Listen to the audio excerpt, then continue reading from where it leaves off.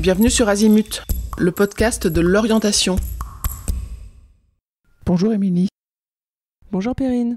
On se retrouve pour un nouvel épisode et aujourd'hui on va parler de nos cellules nerveuses. Oui. Et de comment alors peut-être pas les doper, mais comment les nourrir. Les nourrir, ouais, c'est ça. Oui. Alors en fait, nos cellules nerveuses, ce sont nos neurones, tout simplement les cellules qu'on a dans le cerveau. Et donc ces cellules, elles vont avoir besoin d'être nourries. On va parler de quels sont les nutriments importants en fait pour ces cellules. Donc on a d'abord les protéines qui sont importantes. Donc les sources des protéines, je rappelle, c'est la viande, le poisson, les œufs ou certaines protéines végétales. Donc on va privilégier la viande blanche, la viande rouge de temps en temps. Voilà, une fois par semaine, c'est suffisant.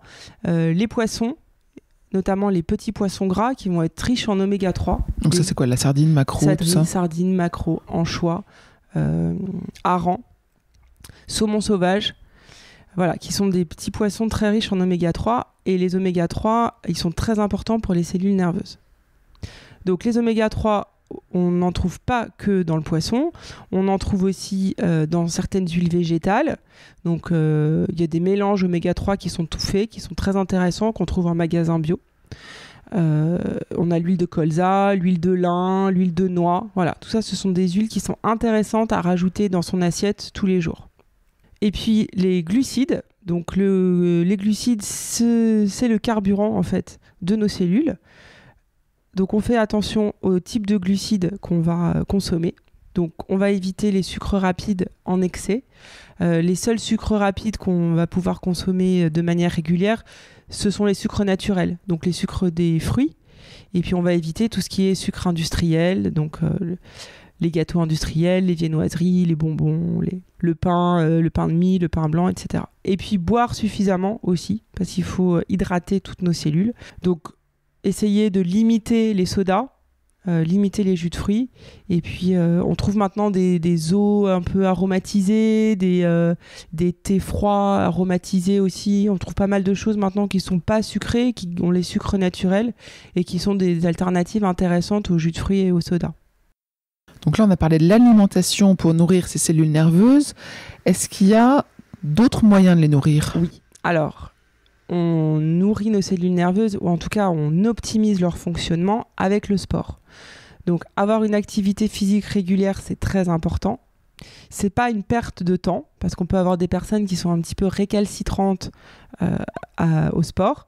Il faut vraiment l'envisager comme une chose bénéfique, au même titre que l'alimentation. Voilà, on mange bien, c'est tout aussi important de bouger et de faire du sport. Alors, idéalement, on essaye de faire de l'activité physique en plein air.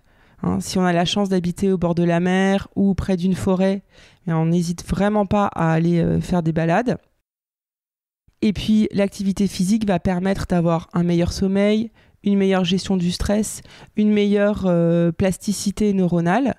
Et puis, le dernier conseil, c'est d'éviter de faire du sport trop tard pour ne pas exciter le corps et compromettre l'endormissement.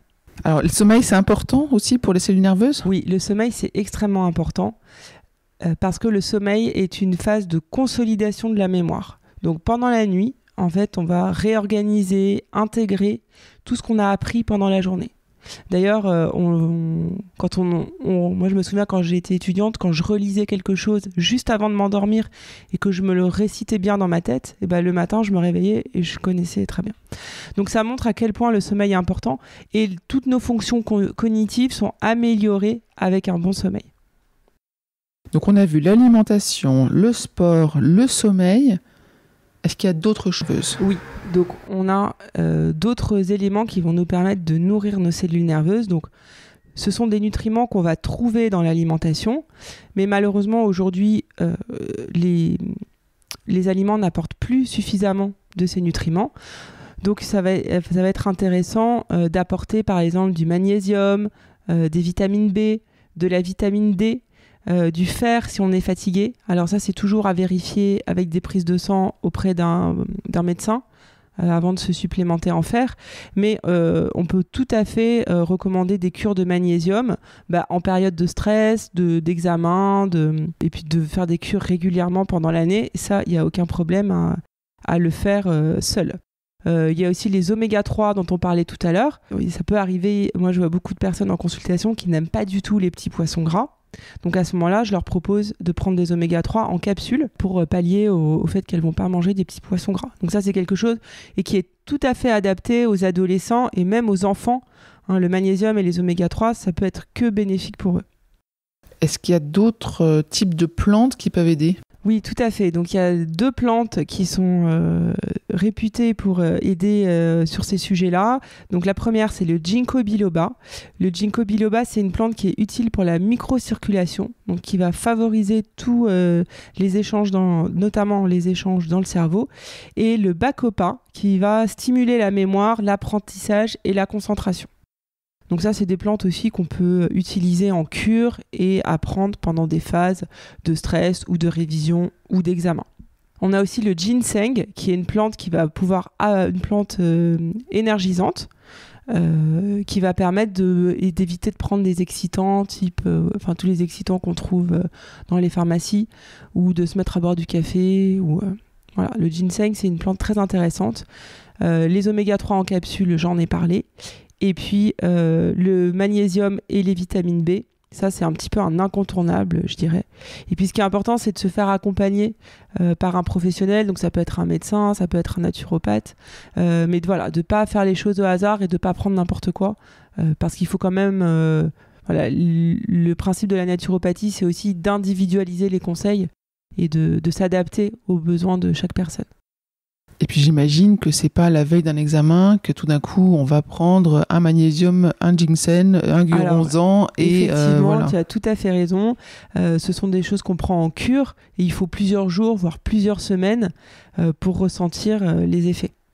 Parfait. Merci beaucoup pour ces conseils. Je vous retiens quelques instants de plus pour vous remercier de votre écoute fidèle.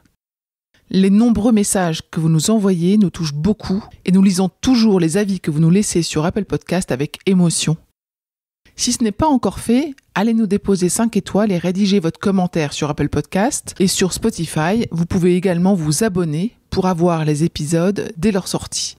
Et surtout, partagez l'existence du podcast autour de vous. Parlez-en. Pour bénéficier d'une lecture d'épisodes par thématique, nous vous recommandons d'aller sur notre site azimut-podcast.com. Vous verrez, tout y est très bien classé. Je vous souhaite une bonne journée ou une bonne soirée et à bientôt sur Azimut.